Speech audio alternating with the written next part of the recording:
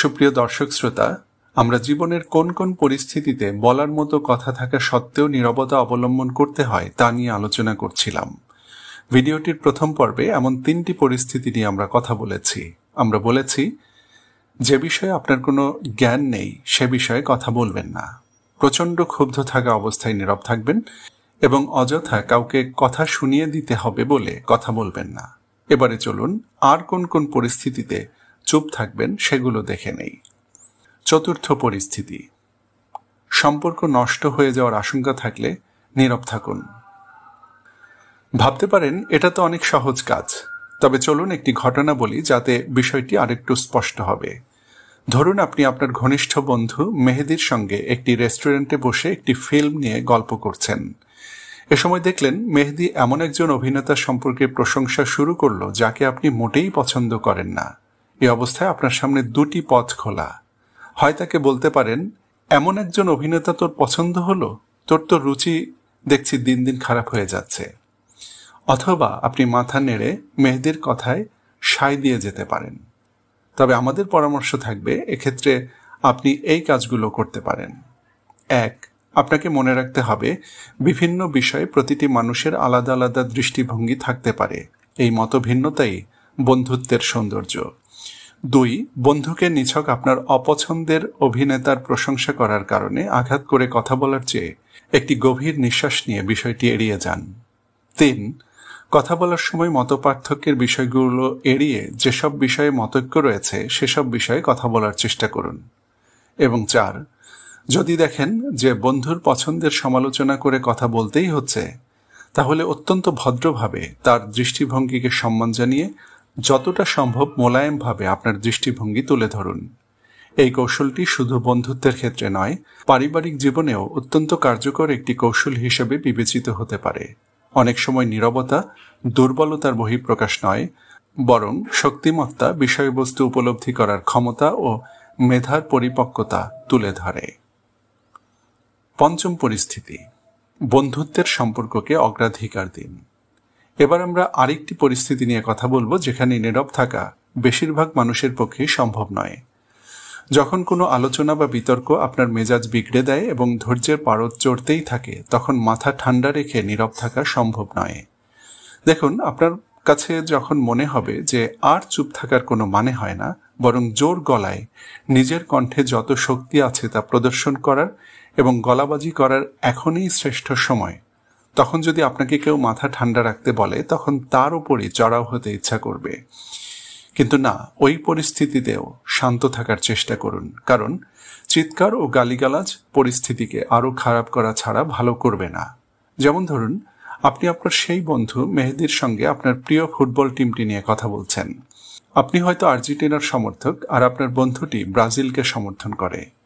দেখলেন যে মেহেদি আর্জেন্টিনার এক একজন প্লেয়ারের নাম ধরে ধরে তাদের চরিত্র হনন করছে এবং তার গলার স্বর আস্তে আস্তে বাড়তে বাড়তে চরম আকার ধারণ করছে। এই অবস্থায় আপনার মনে হবেই যে আর্জেন্টিনা কেমন শক্তিশালী টিম তা ওকে বুঝিয়ে দেওয়ার এখনই সময়। কিন্তু না, থামুন, একটু চিন্তা করুন। মেহেদি আপনার বন্ধু, শত্রু নয়। তাহলে আর্জেন্টিনা বা ব্রাজিল কেন সেই বন্ধুত্বপূর্ণ সম্পর্ক নষ্ট করে দেবে? তাই সেই পুরনো পদ্ধতি, অর্থাৎ দীর্ঘ নিঃশ্বাস নিন। এতে আপনার রাগ কমে আসবে। তারপর আলোচনার বিষয়টি পাল্টে ফেলুন, এমনকি জোক বলে পরিস্থিতি স্বাভাবিক করার চেষ্টা করতে পারেন। আর যদি বিষয় পরিবর্তন করতে না পারেন, তাহলে বলুন, আমরা এটি নিয়ে পরে কখনো কথা বলবো, যখন দুজনের মাথা আবার স্বাভাবিক হয়। আরেকটি কথা মনে রাখতে হবে, থার্ড পার্টি নিয়ে আলোচনায় বন্ধুত্ব নষ্ট করার কোনো মানে হয় না।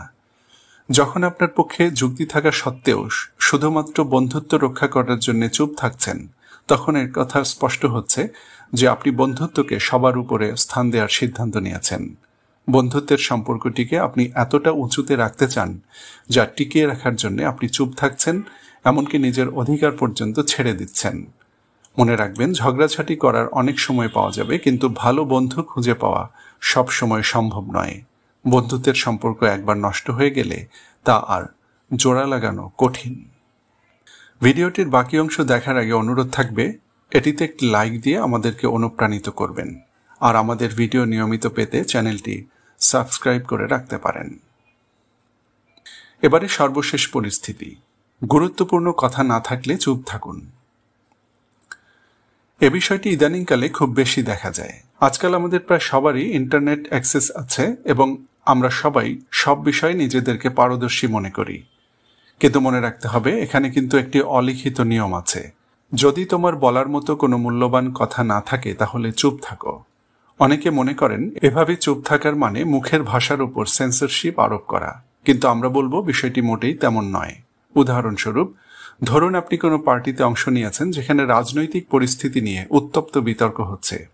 আপনি দেখলেন সেখানে যে আলাপ হচ্ছে সে বিষয়ে আপনার যথেষ্ট জ্ঞান নেই, কিন্তু আপনার কাছে মনে হচ্ছে কিছু একটা বলা দরকার, কারণ আপনি ছাড়া আর সবাই কথা বলছে। এক্ষেত্রে আমরা বলবো এটি হচ্ছে সেই স্থান যেখানে আপনাকে চুপ থাকতে হবে। সামাজিক মাধ্যমে এ বিষয়টি ব্যাপকভাবে লক্ষ্য করা যায়। অনেকেই এমন কিছু বিষয়ে পোস্ট দেন কিংবা মন্তব্য করেন যে বিষয়ে তাদের বিন্দুমাত্র জ্ঞান নেই। এই সমস্যা সমাধানের কার্যকর উপায় বলে দিচ্ছি। সবার আগে আপনাকে মনে রাখতে হবে, 1. কোনো আলোচনা শ্রবণ করাও তাতে অংশগ্রহণেরই নামান্তর এবং অনেক সময় কথা বলার চেয়ে বেশি কার্যকর। 2. যদি দেখেন যে নিজের উপস্থিতির জানান দিতে আপনাকে কথা বলতেই হবে, তখন আপনি উল্টোপাল্টা কিছু বলার চেয়ে প্রশ্ন করুন। আপনার প্রশ্ন সবার কাছে কথা প্রমাণ করবে যে আপনি বিষয়টি সম্পর্কে জানতে আগ্রহী। 3. যদি তারপরও মনে করেন যে কিছু বলতেই হবে, তাহলে নিজের ব্যক্তিগত অভিজ্ঞতা শেয়ার করুন। এভাবে যে বিষয়টি সম্পর্কে আপনি কিছুই জানেন না সে বিষয়ে মতামত প্রদানের ভুল পথে হাঁটা থেকে বাঁচতে পারবেন। এবং 4. সবসময় একটি কথা মনে রাখবেন, কখনোই শুধুমাত্র কথা বলতে হবে বলেই একটা কথা বলে ফেলবেন এমন যেন না হয়। পারস্পরিক সম্পর্কের গুরুত্ব মূল্যহীন যে কোনো কথার চেয়ে অনেক বেশি গুরুত্বপূর্ণ। আমরা ভিডিওর শেষ প্রান্তে চলে এসেছি। আমরা মানুষ, আমাদের স্বভাবই হচ্ছে কথা বলা। আমরা আমাদের মতামত তুলে ধরতে চাই। আমরা চাই আমাদের বক্তব্য অপরের কাছে গুরুত্ব পাক, কিন্তু অনেক সময় নিজের শক্তিমত্তা প্রদর্শনের একমাত্র উপায় চুপ থাকা। কাজেই আসুন আমরা নীরব থাকার প্র্যাকটিস করি। জানি এটি রাতারাতি সম্ভব নয়, সময় লাগুক, কিন্তু আজই অনুশীলন শুরু করুন। আসুন আমরা আমাদের মুখের চেয়ে কানকে বেশি ব্যবহার করি। কথা বলার আগে ভালোভাবে চিন্তা করি। আমরা একথা বোঝার চেষ্টা করি যে অনেক সময় চুপ থাকাই হচ্ছে শ্রেষ্ঠ জবাব। এখন যখন আপনি বিষয়টি বুঝেছেন, তখন আপনার বন্ধুদেরকেও বিষয়টি জানানোর জন্য তাদের সঙ্গে ভিডিওটি শেয়ার করতে পারেন। মনে রাখবেন, আপনি যদি কোনো উন্নতির সোপান বা মই বেয়ে উপরে উঠতে চান, তাহলে মইটিকে শক্ত কোনো ভিত্তির ওপর দাঁড় করাতে ভুলবেন না। আপনার সুন্দর, সুস্থ ও সুখময় জীবন কামনা করছি।